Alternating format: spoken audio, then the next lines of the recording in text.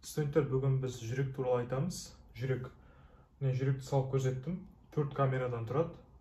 Сол жақ жүрекше, сол жақ қарынша, оң жақ жүрекше, оң жақ қарынша. Бұны білесіздер деп ойлаймын.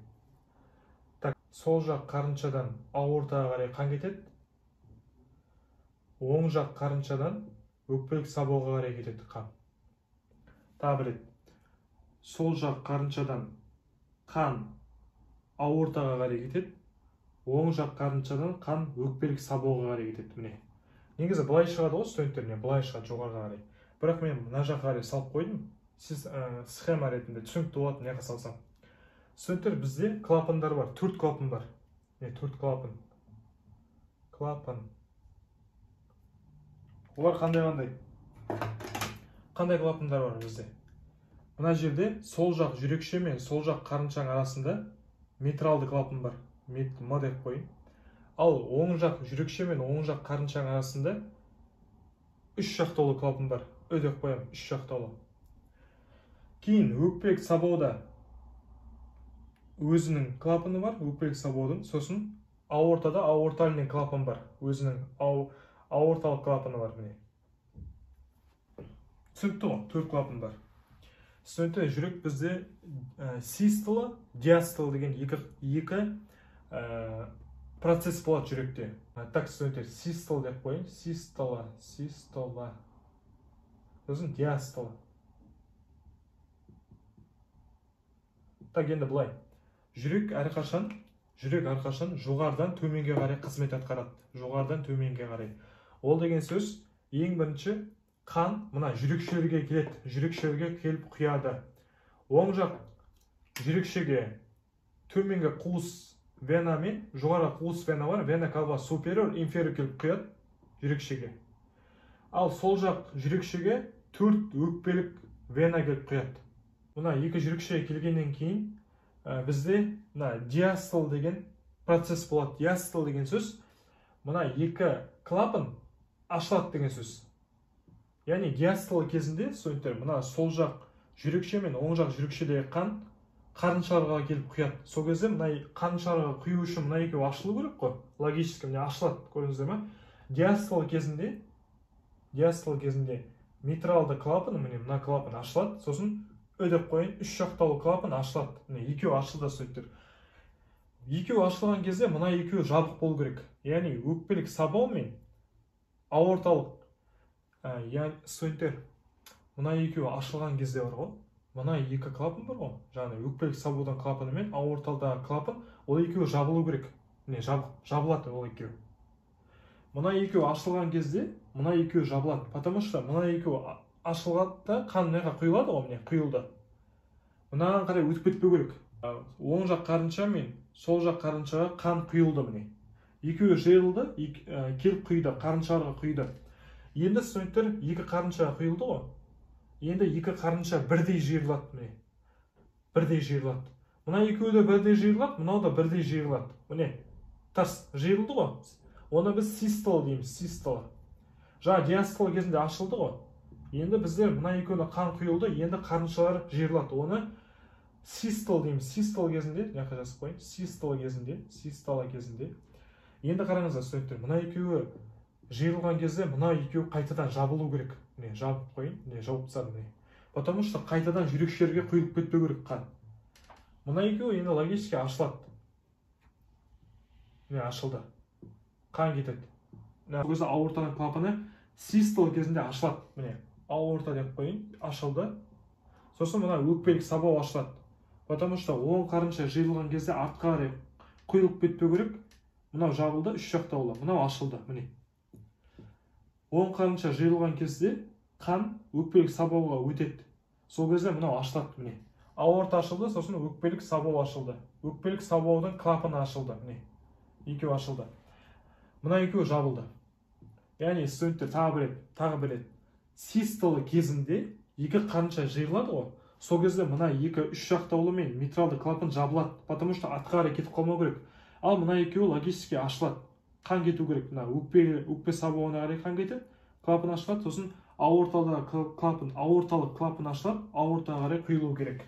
кезек студенттер, мына екеуі ашылған кезде мына екеуі жабылады, мына екеуі жабылған кезде мына екеуі ашылады. Бұл норма. Сүртіп беретін адам аламын ғой деймін өзіме. Так, қайтадан жүректі саламын. Мына қайтадан 4 клапан, 4 камера. Мына жерде студенттер айттым ғой жаңа. Метралды клапан.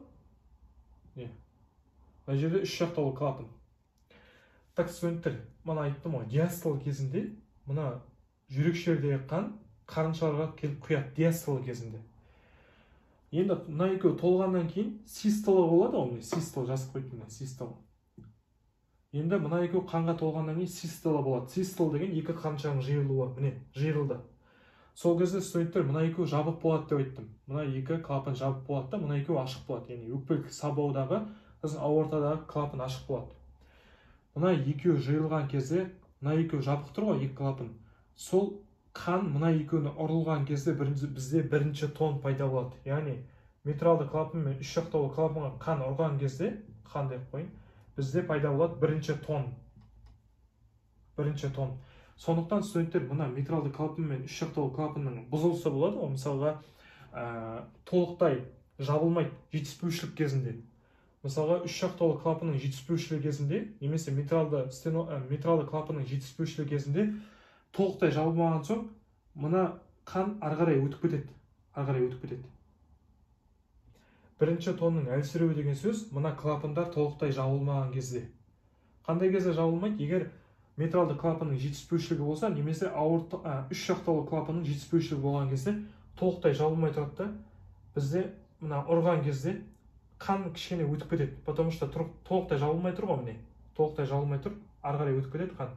Сол кезде бірінші тонның әлсіреуі болады бізде. Оны біз естиміз адамда. Мына мысалға мына адам ғой. Мына қолы, мына екі қолы. Мына емізікшенің төменде 5-ші қабырға аралықта бар, соны бірінші точка дейміз, 5-ші қабырға аралық. Осы жерден естиміз біз оны. Екінші тон деген студенттер, қарама қарсы механизм. Екінші тон деген былай болады. Мына бірінші тон. Үйде қосып тұр ма? Ауаға айтып отпайын сабақты. Так, студенттер, екінші тон деген сөз, түсіндірем қазір. Ол қай кезде пайда болады? Ол қарама қарсы механизм. Енді мынау студенттер, мына бізде аорталық клапан мен өкпе сабуының клапаны бар ғой. Так. Осы екеуіне қан ұрған кезде, мына екеуі жабық тұрады ғой, студенттер. Мына екеуі қай кезде жабық тұрады? Мына екеуі диастол кезінде жабық тұрады. Диастол кезінде екеуі жабық тұрады. Енді диастол кезінде жабық тұрған кезде, артқа кетіп қалмаған кезде, бізде мына жерге қан соғады да, бізде мына екі клапанға соққандықтан екінші тон пайда болады. Систолық шу деген бар. Диастола, сосын систолық шу деген бар. Ол деген сөз былай. Мына жерде мына метралды клапандар, сосын үш жақтаулы клапан. Студенттер, диастол деген сөз. Мына екі жүрекшедегі қан қарыншаларға құяды деген сөз ғой. Диастол кезінде мына жүрекшелердегі қан қарыншаларға келіп құяды, потому что диастол кезінде екі клапан ашық болады.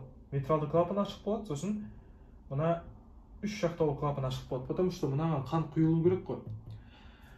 Яғни ашық болу керек. Диастол кезінде мына екі клапан ашық болу керек. Егер де студенттер мынау толықтай ашылмаса, бізде диастолық шу пайда болады. Диастолық шу. Систолық шу қалай пайда болады? Біз білеміз, что систол кезінде мына екі клапан жабық болады. Толықтай жабылып болады. Потому что артқа қарай қан құйылмау керек. Енді мына екеуі толықтай жабылмаған кезде, бізде систолық шу болады. Қандай кезде толықтай жабылмайды?